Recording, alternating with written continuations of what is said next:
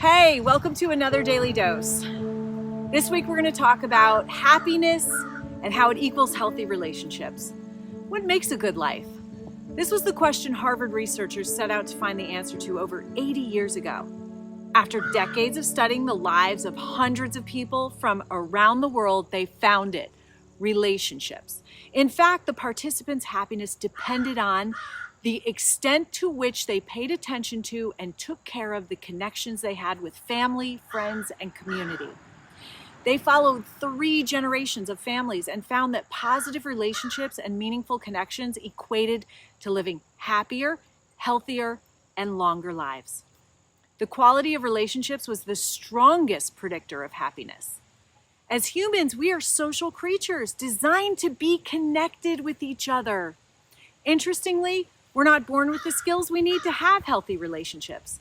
We have to learn them and then practice every day. The good news is that the way we treat each other is a choice.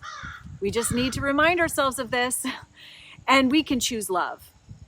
It's important to always work on the quality of our relationships so that we have others to share our joys as well as painful experiences. Relationships need cultivating like a garden, but the effort is well worth it. Health, happiness, and a long life. Connection and belonging is vital to living a well-adjusted life. Relationships offer safety and security, assistance, emotional bonding, affirmation, as well as romance. Healthy relationships require vulnerability, honesty, respect, and trust. Of course, with relationships comes conflict. There's a reason and purpose for this, actually. Disagreements can help us have honest communication that builds trust and actually strengthens our connections. I've found that reminding myself that the other person is coming from a point of goodwill helps smooth things out. Healthy boundaries, active listening, and respect play a big part of moving through conflict in a healthy way.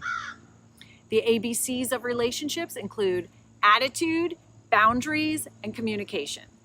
Most of all, we need to be able to manage our feelings and express them with one another to cultivate closeness. Ultimately, life presents opportunities each day to practice our choice moments, getting into the present moment to get curious about the other person's point of view, to be able to make heroic choices and thoughtfully respond with love. In this way, we do our part in cultivating healthy relationships. Our efforts and modeling ripple out to others, and then in their relationships and in their relationships with you. This can even help create a safer, more peaceful and loving world. Our life lessons call to action for today is to write down the 5 most important relationships in your life. List a few things you'll do to water the garden of these relationships to help them bloom.